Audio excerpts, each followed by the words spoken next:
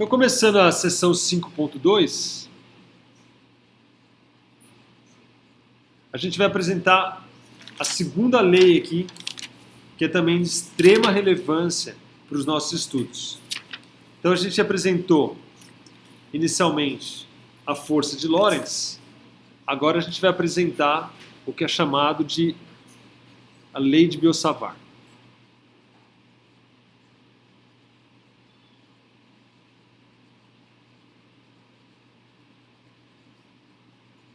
Uma outra lei, né, outra observação experimental aí dos estudos das correntes, certo?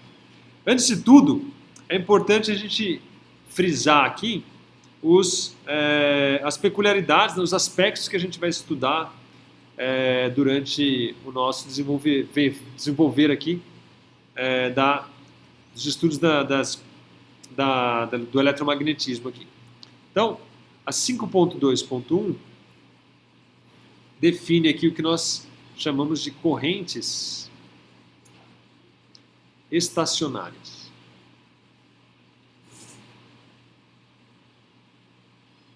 Certo? Bom, como nós sabemos, né, cargas estacionárias produzem campos elétricos constantes no tempo. Certo? Então, quando nós falamos de cargas estacionárias,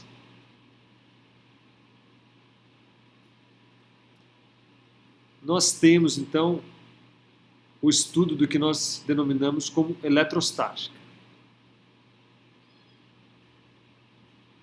Certo?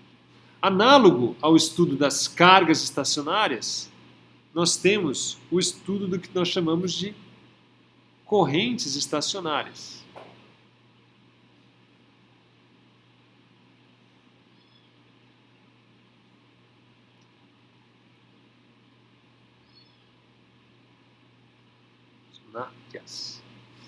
Que então produzem campos magnéticos constantes no tempo, o que leva então ao que nós denominamos como magnetostática.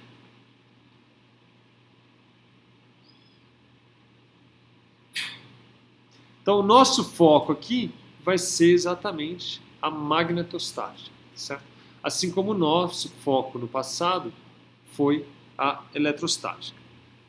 Então, quando uma corrente estacionária flui em um filamento, a magnitude do I, a magnitude dessa corrente, deve ser a mesma em todo o fio. Então, se eu tiver um fio aqui, ó, o que eu estou te dizendo é que a corrente nesse pedaço vale I, nesse pedaço aqui ela vale I, e nesse pedaço aqui ela vale I, certo? Isso é o que nós definimos como sendo uma corrente estacionária. Se isso não fosse verdade, tá certo?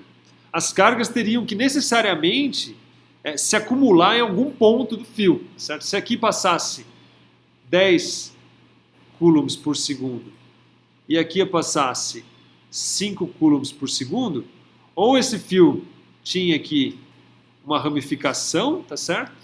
E aí uma parte dessas cargas estavam fluindo para outro fio, ou elas estavam se acumulando aqui em algum momento, em algum lugar, certo? O nosso foco aqui não vai ser esse tipo de estudo, mas sim situações onde a corrente é constante em todo o filamento, em toda a superfície, em todo o volume, certo? Se ela se acumulasse, aí então nós não teríamos uma corrente estacionária. Então, em magnetostática, nós temos que a variação da quantidade por tempo, a variação da quantidade de carga por unidade de volume por tempo é igual a zero. Tá certo? Ou seja, se aqui eu tenho 10 coulombs por metro cúbico, aqui eu vou ter 10 coulombs por metro cúbico também, se eu pegar, obviamente, uma mesma seção aqui. E a mesma área, obviamente. Certo? Então, se eu tirar uma foto no começo do fio, tirar uma foto no meio do fio, tirar uma foto no final do fio, a quantidade de carga que eu vou ter numa mesma seção, no mesmo volume, vai ser exatamente igual, tá certo? Ou seja, não existe uma variação temporal da carga por unidade de volume. Então, em magnetostática, você tem que o dρ dt é igual a zero.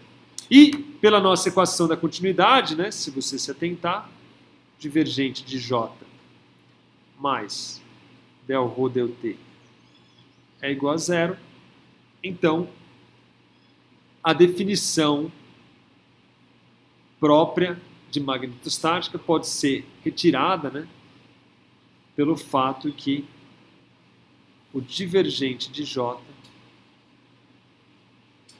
é igual a zero.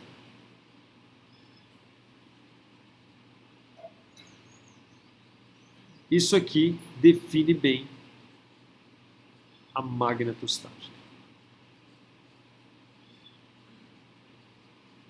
Então, em todos os nossos estudos, todos os nossos casos aqui, o divergente de J vai ser igual a zero, tá certo? Por quê? Porque nós vamos estar estudando situações onde as correntes são estacionárias, ou seja, nós vamos estar estudando casos particulares do eletromagnetismo, que é então denominado magnetostática. Tá certo? Muito bem. Dando continuidade então à sessão 5.2, a gente vai então agora estudar propriamente dito a lei de Biot-Savart, tá certo? Então a sessão 5.2.2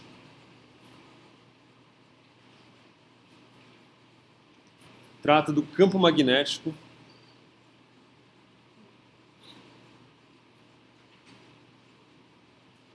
de uma corrente estacionária.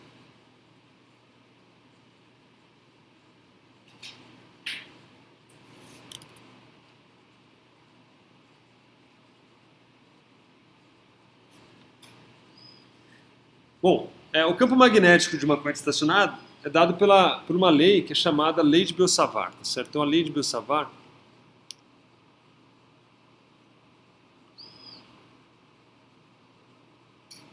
é dada pela expressão B de R, que é igual a μ0 sobre 4π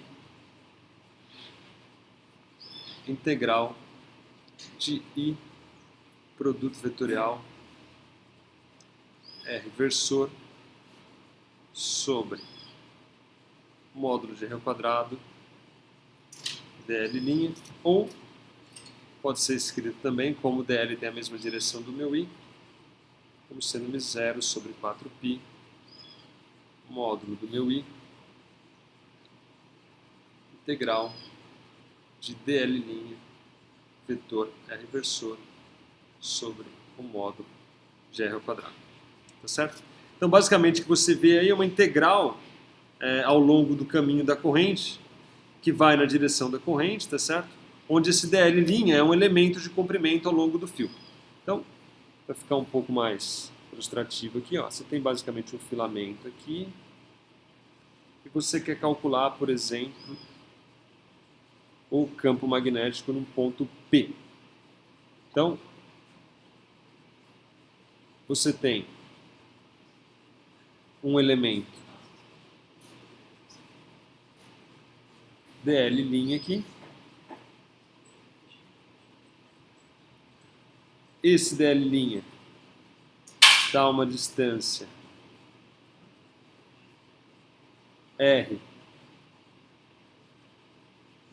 do ponto em questão onde você quer calcular, e ao longo desse fio aqui passa uma certa corrente I. Então, basicamente, você vai pegar o dl', pega esse R aqui, esse R aqui, essa distância do elemento até o ponto P, então você vai pegar essa distância módulo ao quadrado, e esse R versor é um versor que aponta na direção de R.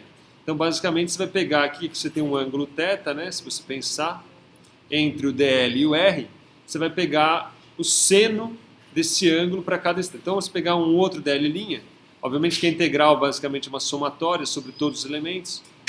Então, aqui você tem outro dl' que está associado a um outro ângulo θ. Você toma um produto vetorial. Aqui também você tem um outro dl'. Você tem aqui um outro vetor R.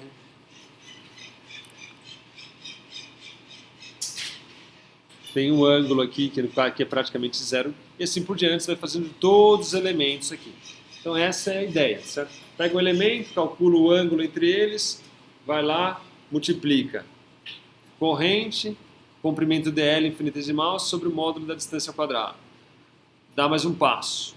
Calcula corrente, essa distância ao quadrado, multiplica pelo dl. Dá mais um passo. Então, numericamente, se você fosse fazer isso, você vai pegando esses dl's muito pequenos, né, e vai fazendo dl, cosseno do ângulo entre o seu dl e o r que você está, e a posição p onde você está calculando. Pega essa distância ao quadrado, divide, soma com o próximo, soma, e assim por diante, elemento por elemento, até você ter então o campo magnético total produzido por esse filamento aqui no ponto P em questão aqui que eu estou procurando. Tá certo? Então R, como sempre, é um vetor da fonte, né, até o ponto que eu quero desejar o campo. Essa constante μ0 aqui, ela é a permeabilidade, chamada de permeabilidade.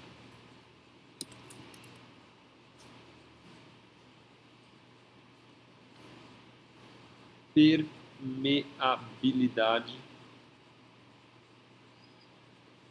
do vácuo.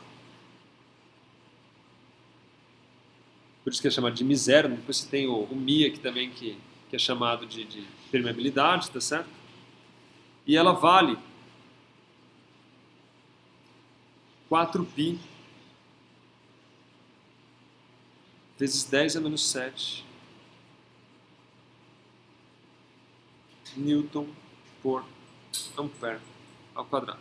Basicamente, essa grandeza aqui dá uma ideia de quanto um objeto se magnetiza dado a presença de um campo magnético, tá certo? Desta maneira, né, se a gente analisar, dado a dimensão da permeabilidade e a lei de Biot-Savart, a gente consegue deduzir a dimensão do campo magnético, tá certo? Então, o campo magnético tem dimensão dado por Newton por ampere. Por que você tem ampere ao quadrado, mas aqui você tem ampere, tá certo?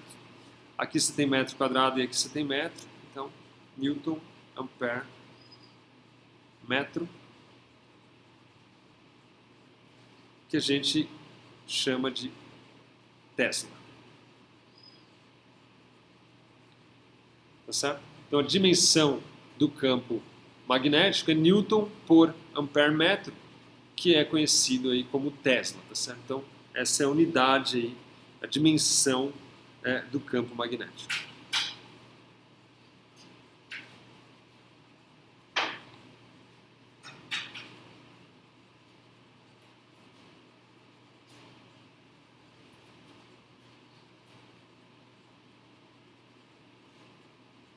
Ok?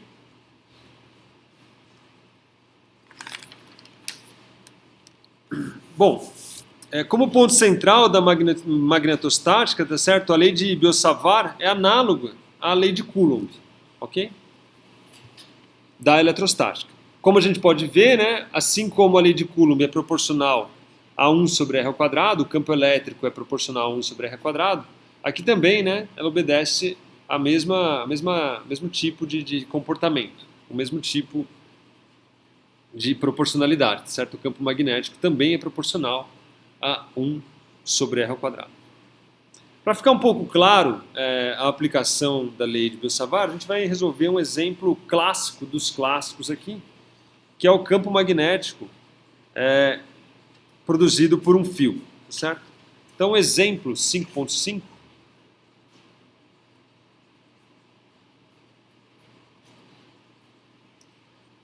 basicamente o calcular o campo magnético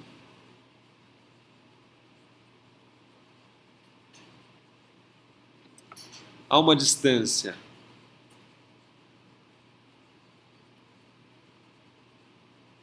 S de um fio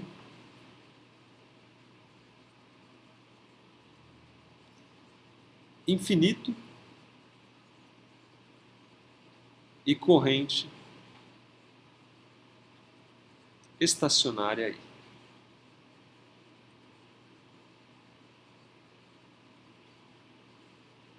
Como nós veremos mais para frente, tem maneiras simples, né, de você calcular isso, mas a gente vai fazer aqui pela força bruta, né, que é diretamente pela lei de Biot-Savart.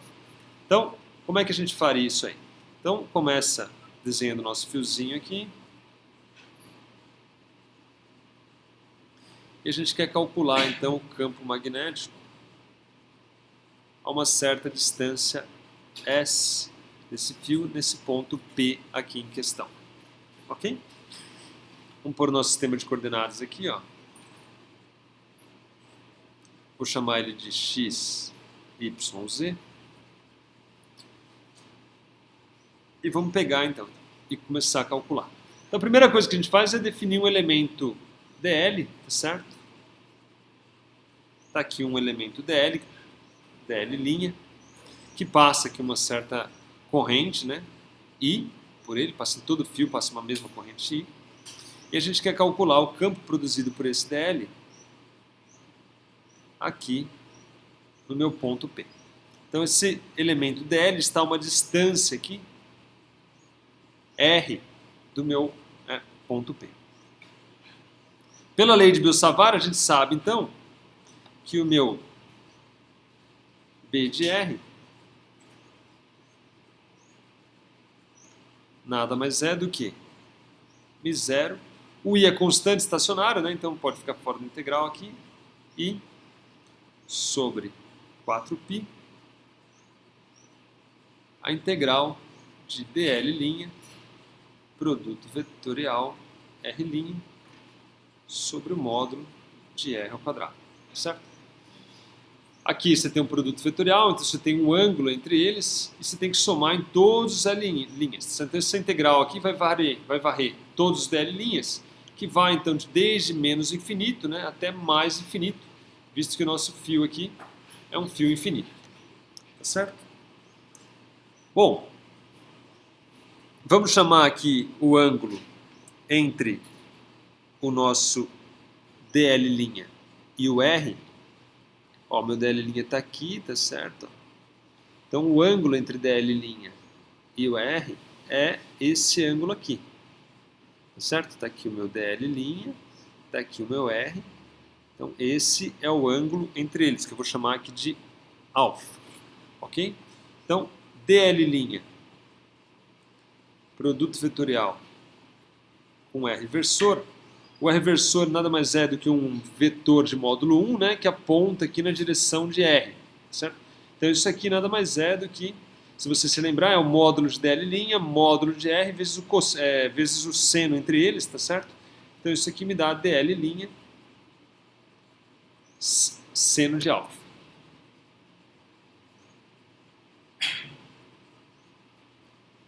Ok?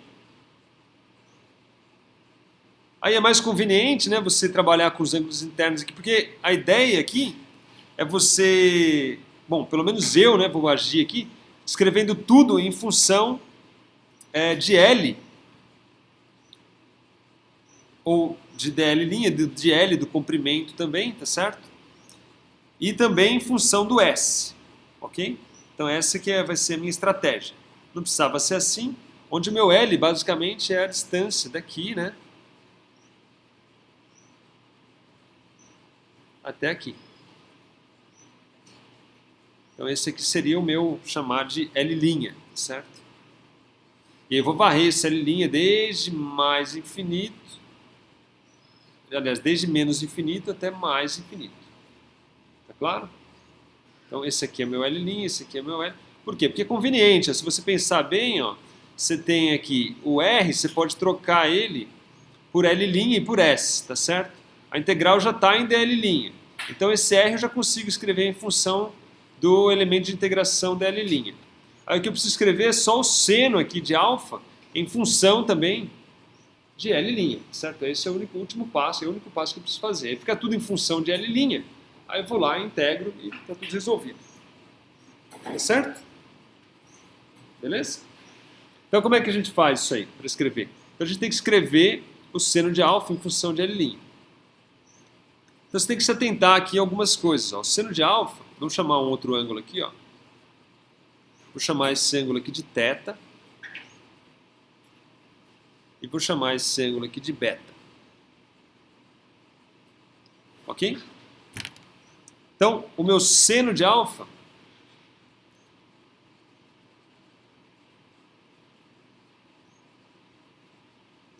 nada mais é do que o quê? Do que o seno de 90 mais θ. Por que é 90 mais θ? Porque é o seguinte, ó, vamos analisar isso aqui. Ó, o beta, ó, fazer com todos os detalhes, tá certo? Ó, o beta é o quê? É 180 menos alfa. Tá claro? 180 menos alfa dá o beta, beleza? Então, beta mais θ mais 90 também dá 180. Então, beta mais θ mais 90 também dá 180. Tá claro? Tá acompanhando aí, não? Muito bem. Agora o meu beta vale 180 menos alfa, tá certo? Então eu vou substituir meu beta aqui.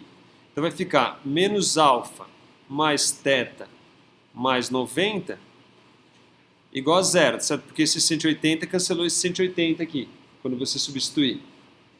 Tá certo? De forma, então, que o meu alfa é igual a θ mais 90. Como eu coloquei aqui. Maravilha? Sossegado? Aí você tem a seno de 90 mais θ. O que é? É igual a seno de 90, né? Seno A, cosseno B, cosseno de θ, mais seno θ, cosseno de 90. Mas cosseno de 90 quanto vale? 0. Seno de 90 vale 1, então seno de 90 mais θ é igual a cosseno de θ. Tá claro? Então, seno de alfa nada mais é do que cosseno de θ. Sim? Então, eu posso substituir aqui meu seno de alfa por cosseno de θ, e o cosseno de θ é mais fácil, né? Por quê? Porque o cosseno de θ, se você se atentar aqui, ó, o que é o cosseno de θ? Cosseno de θ é igual ao quê? Cateto. Seno de θ é igual a cateto oposto, não é isso? Cosseno de θ é cateto adjacente. Cateto adjacente sobre a hipotenusa. Tá claro? De forma, então, que agora as coisas ficam mais simples. Por quê? Porque eu sei também que o r ao quadrado é igual a s ao quadrado mais l' ao quadrado. Com essa expressão, e me atentando a isso aqui e isso aqui, eu consigo finalmente, então, escrever a lei de Boissavart de uma forma mais conveniente. Ou seja, eu tiro daqui que B de R é igual a μ0 I sobre 4π. Aí o que eu tenho aqui? Ó? Uma integral que vai de menos infinito até mais infinito, dl'. Aí aparecia o cosseno de θ, tá certo? O cosseno de θ tem um S, então aparece um S aqui, do cosseno de θ, dividido por R. Então fica como se fosse um R ao cubo aqui, tá certo?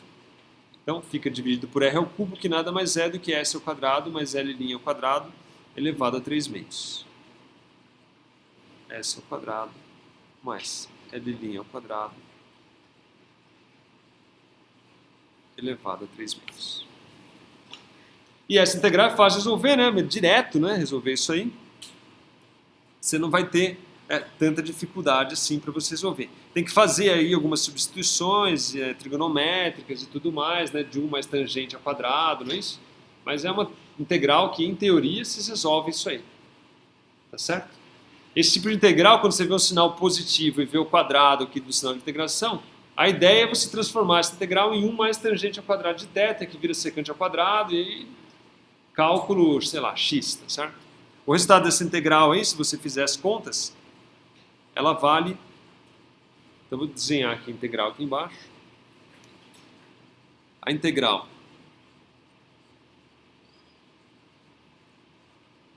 menos infinito a mais infinito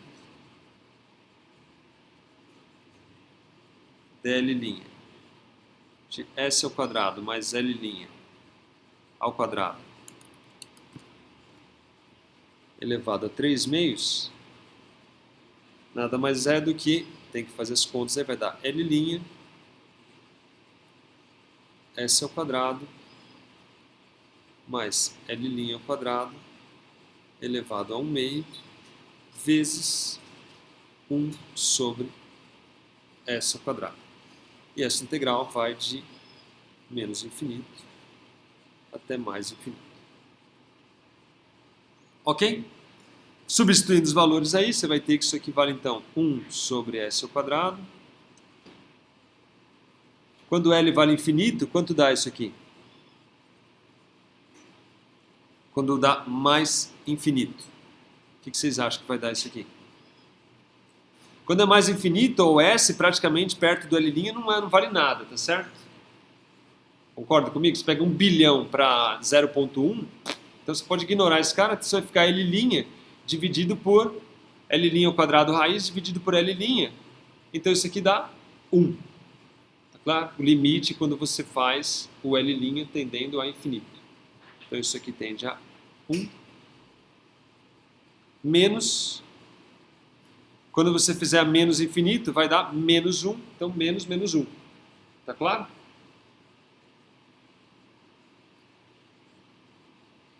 E isso aqui me dá, então, 2 sobre s ao quadrado.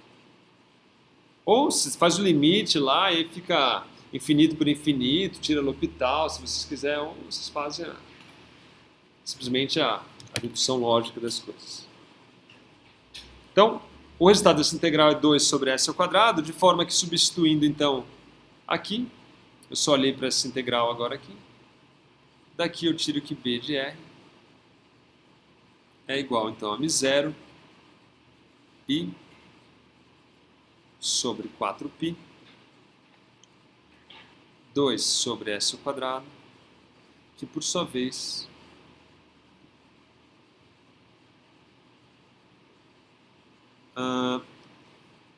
tá faltando aqui, ó, vezes s, né? Que é esse s aqui que eu não levei em consideração na minha integral, que tá certo? Então tem vezes s. Sim, acompanhar? Vezes s. Então isso aqui me dá, como resultado, μ0 i sobre 2π s. Ok? Então, tá aí a dedução desse módulo, no caso aqui, né, do campo magnético. Então, como a gente pode notar, o campo aqui é proporcional agora ao inverso da distância, tá certo? Exatamente como o campo elétrico de uma linha infinita de cargas, né? Se você olhar para o campo elétrico de uma linha infinita de cargas, ele também era proporcional a 1 sobre a distância, certo? Então, de uma carga pontual, ele era proporcional a 1 sobre r ao quadrado, de uma linha ele era proporcional a 1 sobre r. Aqui é exatamente igual, você tem ele proporcional a 1 sobre r. A direção do campo elétrico você pode calcular aqui pela regra da mão direita, tá certo? Então, aqui, ó, a corrente está nesse sentido, então o campo elétrico aqui ele está nessa região saindo da página, né? Se você estivesse na região logo abaixo, aqui é uma distância s, ele estaria então adentrando a página. Tá claro? Saindo aqui e adentrando, que é um campo que circula, né? Tá certo? O campo magnético. Então abaixo do fio ele está adentrando, então ficaria aqui um vetorzinho aqui adentrando, Você pode ver pela regra, ou você simplesmente pega e faz DL vetor R aqui, você sabe a direção do campo automaticamente, tá certo? DL está na direção X, o R aqui no caso, aqui acima está na direção Y, então fica XY, direção Z aqui, e para baixo aqui ele está na direção menos Y, então ficaria na direção menos Z aqui na parte de baixo, tá certo? Porque o R aqui ficaria no sentido menos Y. Maravilha? Tá rápido ou tá tranquilo? Muito bem. Com esse resultado agora, então, a gente pode analisar o nosso primeiro exemplo, que foi como tudo começou, né? Que é calcular a força que o campo produzido por um fio exerce no segundo fio que está paralelo a ele, tá certo? Então agora a gente consegue calcular a magnitude dessa força, que foi o que a gente fez lá no começo. A gente começou tudo com essa observação experimental, né, que tinha. Então, a pergunta aqui é, qual a força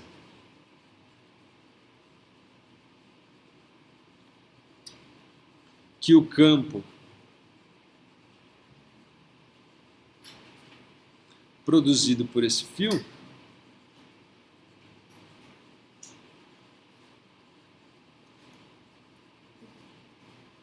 exerce no segundo fio, né, claro, paralelo a esse.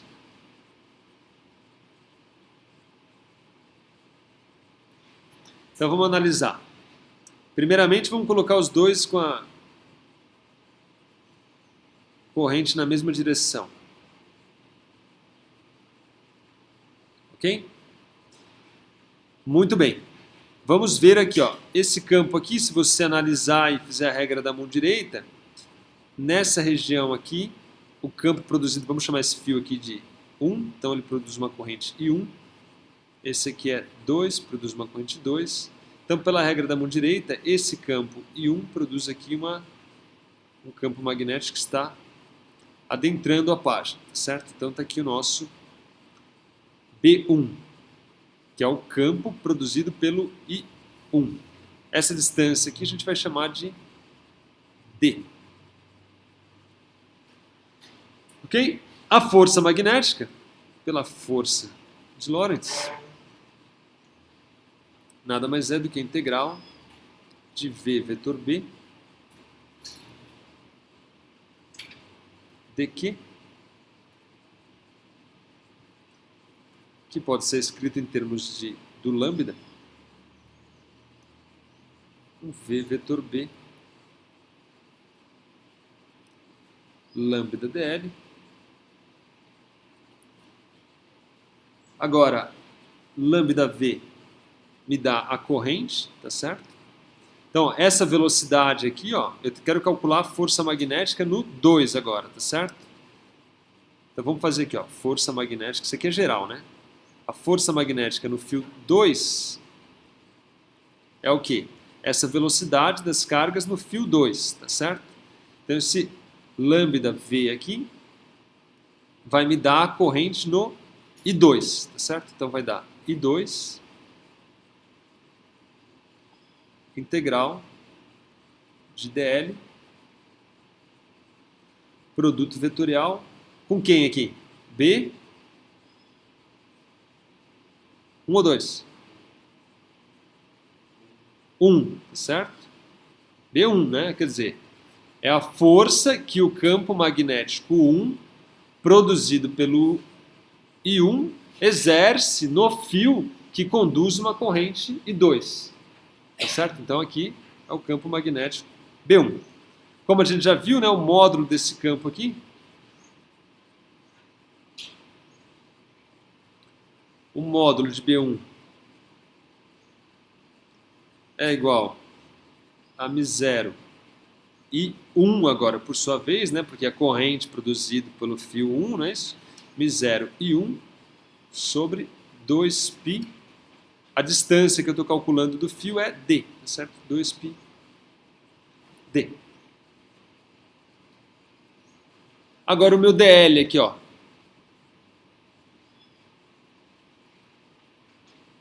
ele é perpendicular ao B1, tá certo? Então daqui eu tiro que a força magnética no 2, em módulo, para começar, ela vale, substituindo o meu campo aqui, se atentando que o B é perpendicular ao DL, então vai aparecer um seno de 90 que dá 1, então isso aqui vai me dar μ0 e 1 e 2 sobre 2πd integral de dl. Certo? Como o fio é infinito, tá certo? Essa força em todo o fio é infinita também, é claro? Então, como o fio é infinito,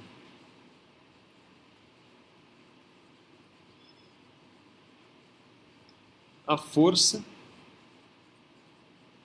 também é infinita. Porém, a gente pode escrever a força por unidade de comprimento, tá certo?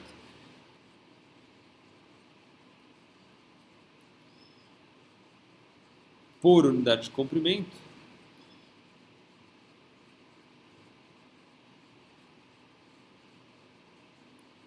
Então, nada mais é, isso aqui é o comprimento, né? A força por unidade de comprimento. Eu vou chamar aqui de F, certo? Ela vale, então, μ0 e 1 e 2 sobre 2πd. Então, isso aí me dá a força por unidade de comprimento. Note que a direção dessa força, tá certo? Depende de dl vetor B, tá certo? dl vetor B nos dá a direção da força.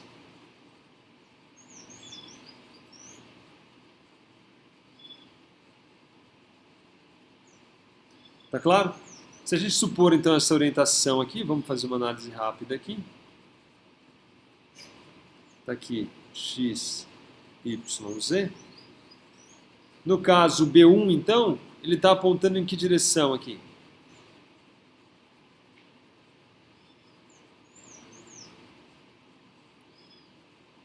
Pelo meu sistema de coordenadas aqui, e esse cara que está adentrando a folha. Hã?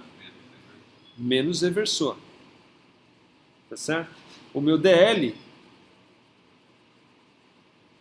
está em que direção? DL, minha corrente está para cima aqui, está na direção y versor. Tá certo? Logo, DL vetor B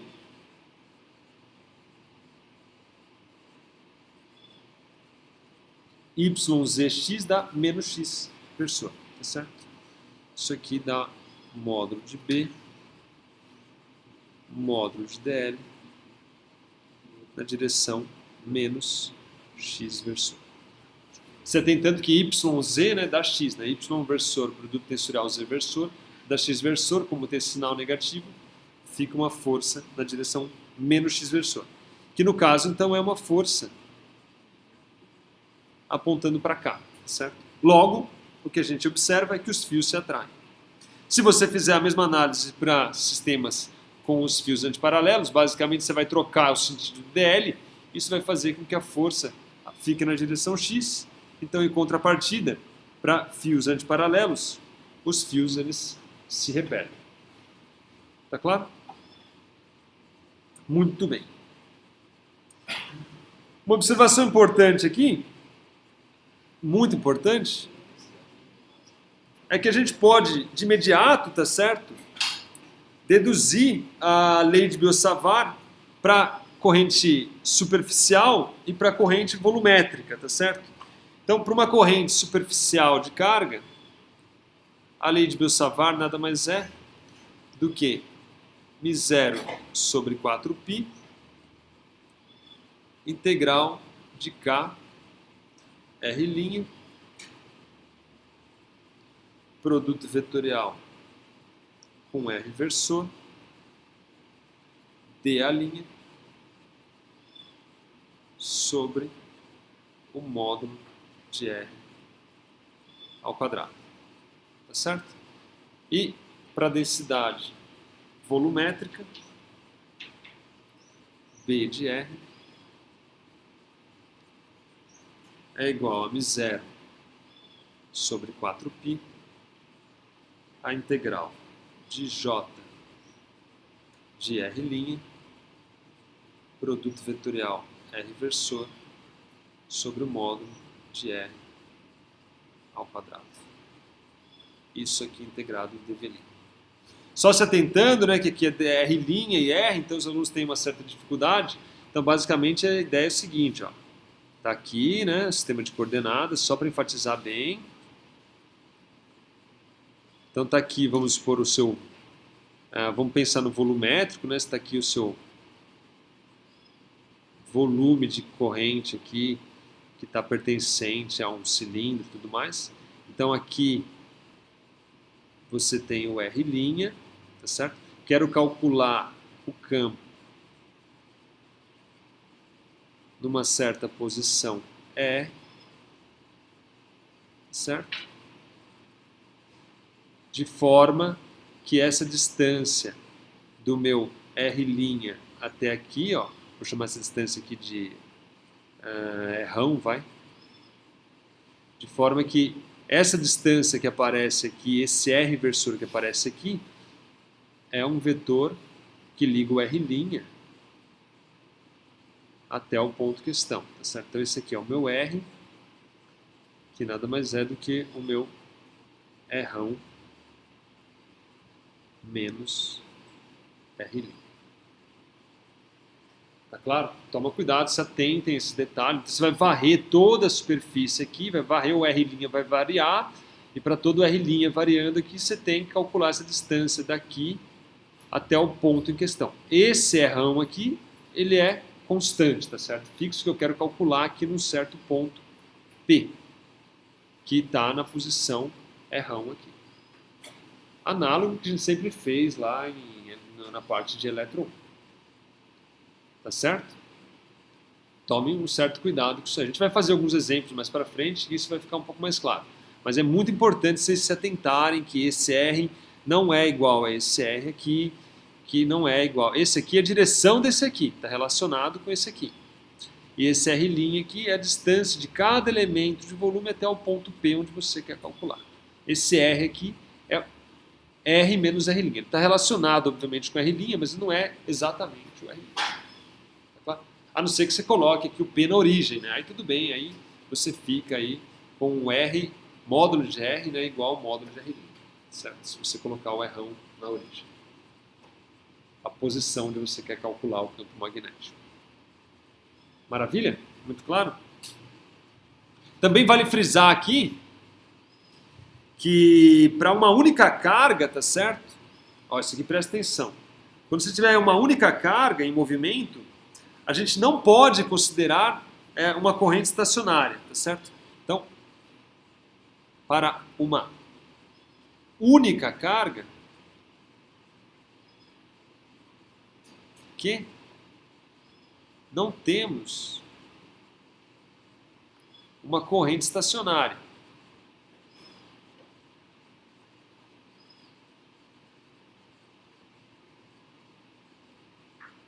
Tá certo? Porque ó, você tem uma única carga, ela está aqui no certo tempo t. Aí depois ela está aqui no certo tempo t. Se eu tirar uma foto aqui, né? Uma hora você tem Q, no outro instante de tempo você não tem mais carga nenhuma, tá certo? Então isso aí não é uma corrente estacionária, né? Para todo instante de tempo, a quantidade de carga no espaço tem que ser constante. Então, ela não é estacionária, logo, você não pode escrever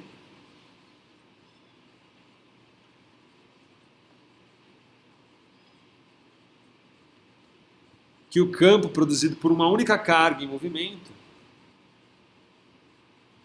é igual a μ0 sobre 4π Q V vetor R sobre módulo de R ao quadrado, certo? Isso aqui não é verdade. Tá claro? Por quê? Porque nós não temos